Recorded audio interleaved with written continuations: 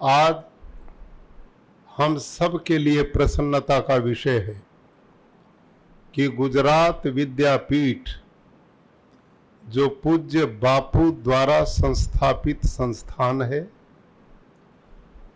जिसकी स्थापना का उद्देश्य ही मानव सेवा, ग्रामोत्थान और विश्व कल्याण का भाव रहा है, ऐसे स्थल पर लगभग 11-12 प्रांतों के एनएसएस के युवा बेटे और बेटियां, जिन्होंने अपनी पढ़ाई के काल में राष्ट्रीय सेवा के एक बहुत महान लक्ष्य को अपने आधार बनाने का निर्णय लिया और उसी संदर्भ में भारत क्योंकि बहुत बड़ा देश है, विभिन्न बोलियां यहाँ पर हैं, अलग अलग पहनावे यहाँ पर हैं, अलग अलग खान पान यहाँ पर हैं, तो हम अनेकता में एकता का भाव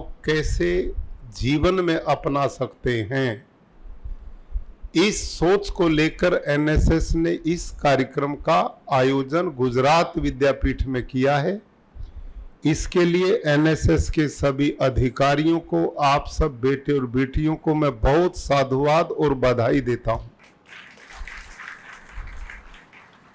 मेरे से पूर्व सभी वक्ताओं ने एनएसएस के जो उद्देश्य हैं, मिशन है, सोच है, उसके बारे में बड़ी विस्तृत जानकारी रखी है। यहां पर जितने बेटे बेटी एनएसएस से जुड़े हुए हैं, अलग अलग प्रांतों के हैं, 7-8 दिन के इस राष्ट्रीय एकता शिविर में इकट्ठे रहने वाले हैं। आप सबकी दिनचर्या जिसकी जानकारी मुझे मिली, वो बड़ी व्यस्ततापूर्ण रहने वाली है और मैं समझता हूं ये दिनचर्या जो है, यही भावी जीवन को आगे बढ़ाने का आधार होती है। आपकी इस आयु में जिसमें आप पढ़ रहे हैं, बिल्कुल युवा बेटे बेटी हैं, ये जो आपकी आयु है, यह ग्रहण करने की आयु है। इसमें आपने केवल ग्रहण करना है, इकट्ठा करना। क्या करना इकट्ठा? आपने विद्या, शिक्षा के क्षेत्र में बहुत मेहनत करनी चाहिए, उसको खूब चारों तरफ से ग्रहण करने का भाव आप में रहना चाहिए, सफलता की पहली कुंजी। दूसरा, हमारे जीवन में स्वास्थ्य का सबसे बड़ा महत्व है। यही आपकी आयु है जो अगले 100 साल की नींव को शारीरिक रूप से मजबूत करने का ब्रह्मचर्य आश्रम होता है। इस अवस्था में आप खूब अच्छा व्यायाम करें, योग करें, प्राणायाम की आदत डालें। आपका खान पान, हम ये जानते हैं कि भारत के विभिन्न प्रांतों का अलग अलग खान पान है, लेकिन हमारा जो परंपरा से चला हुआ खान पान है, वही हमारा सही भोजन है। आजकल जो हम नकल की है बाहर के लोगों की, चाउमीन, पिज्जा, बर्गर, चॉकलेट और क्या क्या, वो तो आप ही जानते हैं, मैं तो खाता नहीं। ये भोजन आपका उपयोगी नहीं है। यह भोजन आपके स्वास्थ्य को बर्बाद करने वाला है। हमारे यहाँ जो परंपरा से हमारी माँ बनाती थी, बहनें बनाती थी, इस देश में ताजा भोजन खाने की परंपरा रही है। यहाँ बासा भोजन अच्छा नहीं माना गया, ना आयुर्वेद उसको मानता है। यूरोप के लोगों ने प्रगति, उन्नति, विकास तो बहुत कर लिया है भौतिक, लेकिन खाने की अकल वहां आज तक नहीं है। वो हर समय बासा भोजन खाते हैं, कोई कोई महीनों का बना हुआ खाते हैं। और हमारे देश की परंपरा क्या रही? मां चूल्हा चौका गाय के गोबर से लीपती है और सवेरे का ब्रेकफास्ट प्रातराश अलग होता है, दोपहर का अलग ताजा भोजन होता, रात्रि का भी ताजा भोजन होता है। ताजा भोजन हमेशा, जिसमें हमारी मां बहन बेटी का भोजन बनाते समय भाव जुड़ जाता है, वो हमारी एनर्जी का बहुत बड़ा स्रोत होता है, वो हमारी ताकत है, वो उनका अपनापन है। एकता का भाव यहीं से अपने देश में शुरू होता है। और हमारे यहां एकता केवल मनुष्यों की नहीं थी। बेटे और बेटियों, ध्यान करो, आप आज एकता शिविर में भाग लेने के लिए आए हो। हम जिस भारत की संस्कृति में पैदा हुए हैं, जिस ऋषियों के देश में पैदा हुए हैं, यहां सब चीजों में एकता है। जड़ में, चेतन में, पशु में, जीव जंतु में, मनुष्यों में, यहां पर सबके लिए एकता का भाव ही प्रकट किया गया है। जिस समाज में सभी प्राणी एक दूसरे के सहयोगी बन जाते हैं, एक दूसरे की भावनाओं का आदर करते हैं, वहां प्रकृति स्वयं ही मानव का कल्याण करना शुरू कर देती है। आज जो सबसे बड़ा अपराध हम मनुष्यों ने किया है, ध्यान करो मेरी बात की ओर, इस धरती पर बेटे बेटियों असंख्य प्राणी हैं, ध्यान करो, असंख्य प्राणी हैं, और इन असंख्य प्राणियों में इस समझदार आदमी को छोड़कर सभी प्राणी ईश्वरीय व्यवस्था में सहयोग करते हैं। पंचभूत पृथ्वी, वायु, जल, आकाश और अग्नि, जिनसे हम सब का शरीर बनता है, इन्हीं के द्वारा हम जीवन में जी पाते हैं। इसी के द्वारा प्रकृति का संतुलन होता है।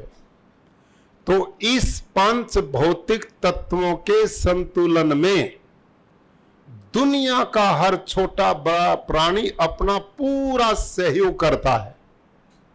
लेकिन हम अकेले मनुष्य ऐसे हैं जिन्होंने इस प्रकृति का दोहन किया, शोषण किया, बर्बाद किया, तबाह किया। हमने अपने भी भविष्य को असुरक्षित कर दिया और प्राणी मात्र के भविष्य को भी असुरक्षित कर दिया। आज दुनिया में सबसे बड़ी चुनौती ग्लोबल वार्मिंग की है। आपने देखा ना, पिछले दिनों कोरोना नाम की बीमारी आई थी।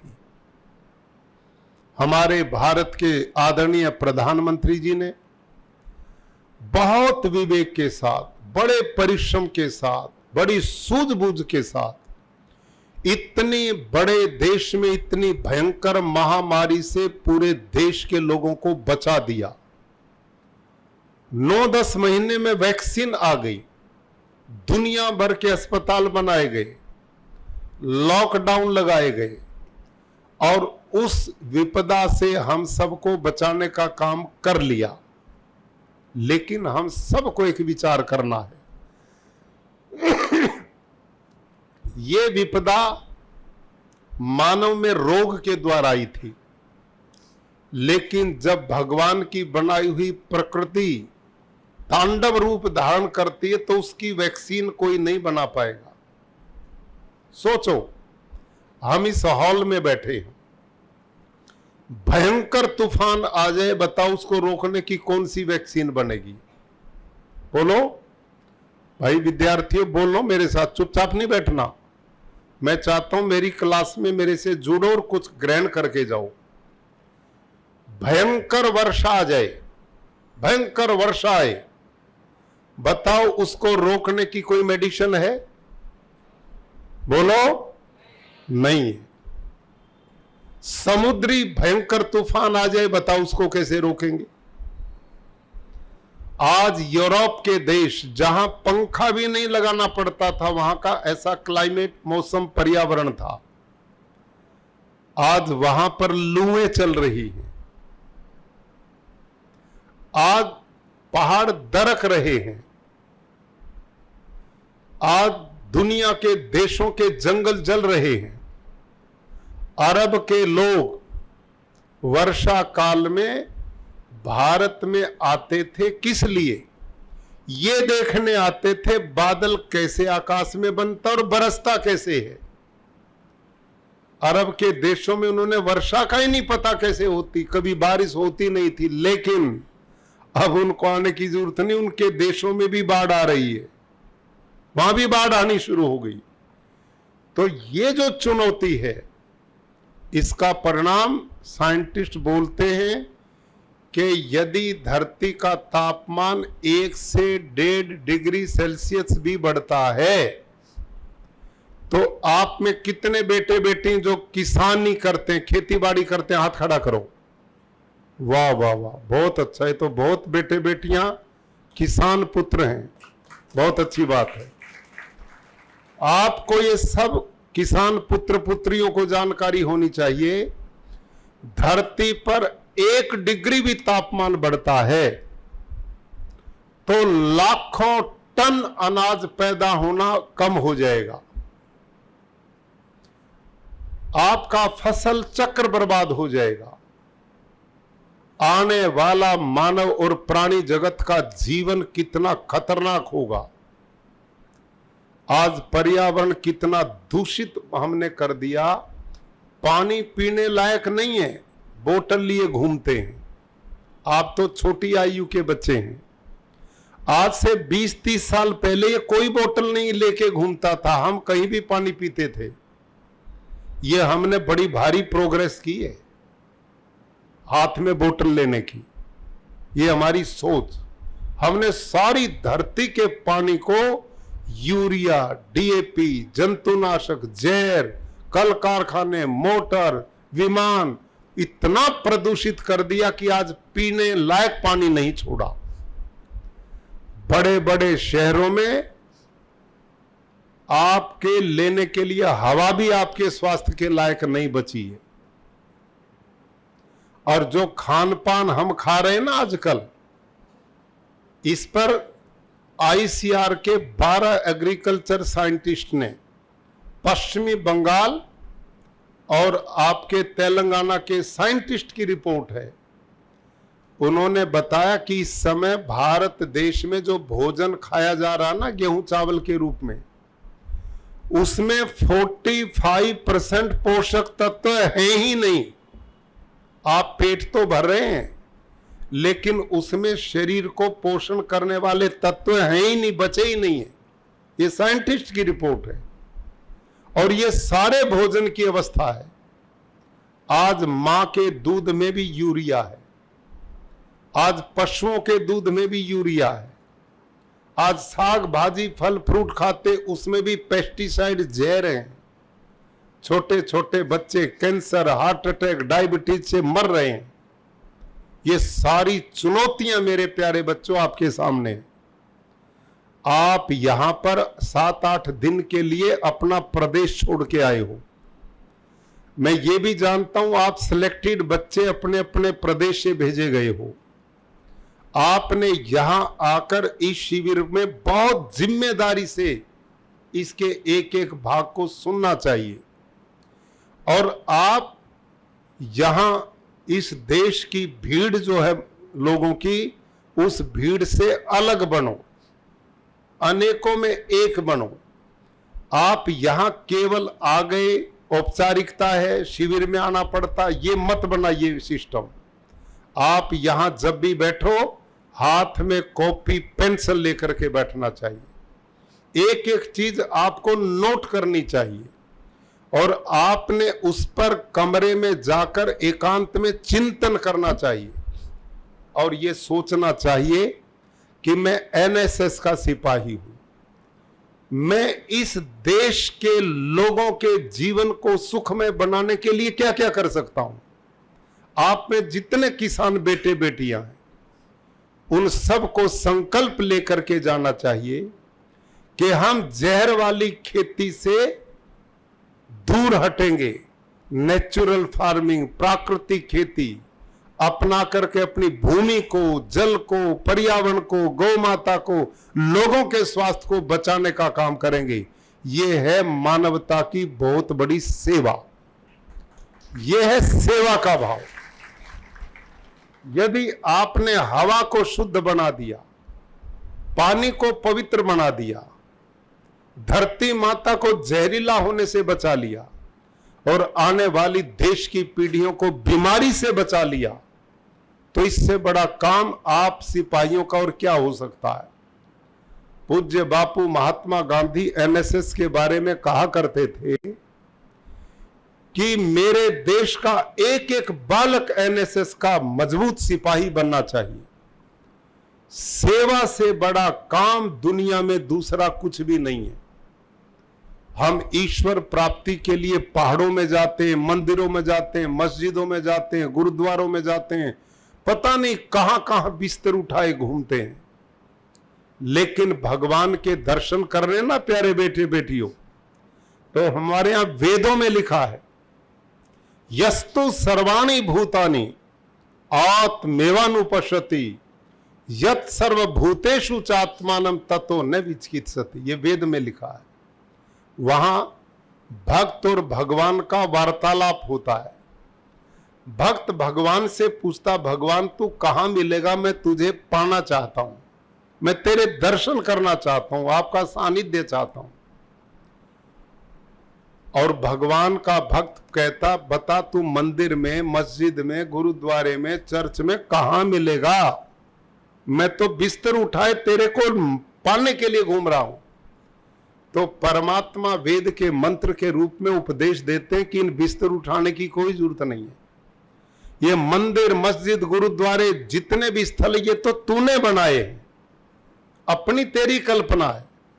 मैं कहां मिलूंगा, ईशावास्यमिदं सर्वम यत्किंच जगत्याम जगत तेन त्यक्तेन भुंजिता मां गृध खस्सस्वी धनम। उपनिषदें कहती हैं कि भगवान कहां है, कण कण के अंदर है।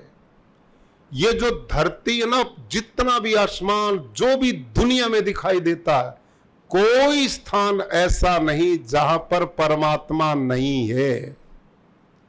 हर जगह, हर कण कण के अंदर वो विद्यमान है। और वो पाएगा कैसे, वो किन को मिलेगा, वो बहुत नजदीक और बहुत दूर है।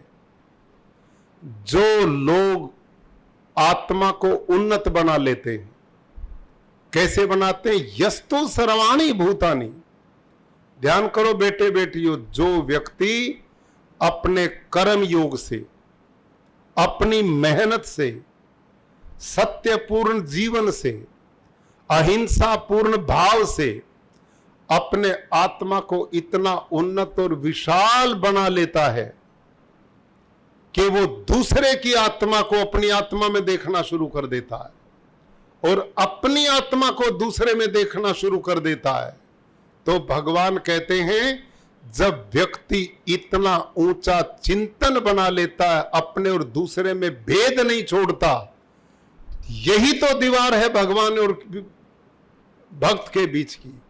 जब ये दीवार ढह जाती तो भगवान कहते हैं ऐसी ऊंची सोच का व्यक्ति जो सब में अपनापन देखता है, जो प्राणी मात्र के दुख के आंसुओं को अपनी आंखों से बहाने की क्षमता रखता है, जो दूसरे के घाव को अपने हृदय रूपी मरहम से ठीक करने की योग्यता रखता है, जो दूसरे के घाव को अपने अनुपम विशाल सोच से ठीक करने की योग्यता रखता है, ऐसे लोगों के और मेरे बीच में जो दीवार है वो ढह जाती और मैं उनको साक्षात दर्शन देता हूं। तो ये जो आपने एनएसएस का रास्ता लिया है, आप इसमें केवल इसके सदस्य नहीं, इसमें जो सेवा भाव है, निस्वार्थ परोपकार का भाव है, निष्काम कर्मयोग का भाव है, प्राणी मात्र की सेवा का भाव है, दीन दुखी असहाय के लिए जीवन जीने का पद्धति है, यही ईश्वर प्राप्ति का रास्ता है, यही जीवन में सुख प्राप्ति का रास्ता है और यही मानवता में सुख बांटने का तरीका है। तो मेरे प्यारे युवा बेटे और बेटियों, आप इन 6-7 दिन के शिविर में अपने चिंतन को उदार बनाओ और इस दुनिया की भीड़ में खत्म नहीं होना, अनेकों में एक बनना है। हमने जितने भी आप आए हो, आप ज्यादा नहीं, एक एक विषय पकड़ लो, एक एक विषय, उलझो मत इसमें। आप एक विषय जो आपका पसंदीदा है, आपने निर्णय लिया मैं आजीवन पेड़ लगाने का काम करूंगा। प्रधानमंत्री जी ने इस साल हमें एक अभियान दिया, एक पेड़ मां के नाम। आप में कोई बेटा बेटी पकड़े कि मैंने इस पर्यावरण को बचाने के लिए जहां जब तक रहूंगा पेड़ लगाने का काम करता रहूंगा, और पेड़ लगाना ही नहीं, उसे 3 बरस पालने का भी काम करूंगा। यह अभियान शुरू हो जाए। किसी ने जल संरक्षण का काम ले लिया कि मैं आज धरती मां पानी पी नहीं रही, चेक डैम बनाऊंगा, तालाब निर्माण में सहयोग करूंगा, खेतों में प्राकृतिक खेती के द्वारा सूक्ष्म जीवाणुओं को पैदा करके और खेत का पानी खेत में रहे, इस अभियान पे मैं काम करूंगा। यही काम आप ले लें। आप में कुछ ऐसे बेटे बेटियां निकले जो नशा मुक्ति का काम करें। आज युवा पीढ़ी बर्बाद हो रही है, वो ना अपने काम की है ना औरों के काम की, वो दूसरे की सेवा क्या करेगी जो खुद भ्रमित है। आप युवाओं में किसी भी प्रकार का व्यसन ना आने पाए, उनमें किसी प्रकार का ड्रग्स का प्रभाव ना आए, कोई शराब नशा, इससे मुक्ति का मैं आजीवन अभियान चलाऊंगा। ये पूज्य बापू का मिशन था जिस धरती पर आप बैठे। आप ग्रामोत्थान का कोई अलग विषय ले ले, कोई पशुओं की नस्ल सुधारने का ही काम ले ले। ये जो पशु संपदा है ये राष्ट्र की बहुत बड़ी संपदा है। हमारे बिना समझ के लोगों ने सब की ब्रीड बर्बाद कर दी। आज हमारा पशुधन जो लाभ हमारे को उसके दूध से उसके उपयोग से मिलना था वो रहा नहीं। उनका उपयोग कैसे समाज के लिए हो सकता, इसी दिशा में हम काम कर लें। कोई वायु प्रदूषण को समाप्त करने का अभियान चालू कर दे, इस प्रकृति के संतुलन को बनाने की दिशा में काम करे। आप में कोई ऐसा उठ जाए, ऐसे निस्सहाय गरीब परिवार जिनके बेटे बेटी पढ़ने की क्षमता रखते हैं लेकिन पढ़ नहीं पाते, उनके लिए प्रबंध करें। विद्यादानम महादानम ब्रह्मदानम विशेषते। आपने यदि ये अभियान ले लिया और एक परिवार के एक बेटे को भी पढ़ा लिखा के योग्य बना दिया तो पूरे परिवार को पालने की हिम्मत जुटा लेता है। ये एक अभियान समाज का है। तो ऐसे एक नहीं, आप देखो कि एक ऐसी कोई चुनौती जिसके कारण मेरा पड़ोसी, मेरा समाज, मेरा देश, परिवार दुखी है और मैं उसकी हेल्प कर सकता हूं, ये भाव यदि हम पैदा करके काम करें, इसी को तो सेवा बोलते हैं, यही तो परोपकार है। और ये काम हम एक दूसरे के लिए शुरू कर दें तो कितने बढ़िया समाज का निर्माण कर सकते हैं। हमारे जीवन का दर्शन परिवार का दर्शन था। हमारे यहां बार बार सुनते हैं ना एक भारत के महापुरुषों का श्लोक, अयम निजः परोवेति गणना लघु चेतसाम उदार चरिता नाम तु वसुव दैव कुटुंबकम। ये सोच, ये तेरा है, ये मेरा है, ये अपना है, ये पराया है, ये बहुत छोटे लोगों की सोच है। महान लोग वो होते हैं जो सब में अपनापन देखते हैं। अपनों में अपनापन तो पशु पक्षी जीव जंतु भी देखते हैं, लेकिन मनुष्य का भाव उन्नत तब होता है जब वो प्राणी मात्र में अपने स्वरूप को देखता है और उसके दुख को निवारण करने के लिए हिम्मत जुटाता है।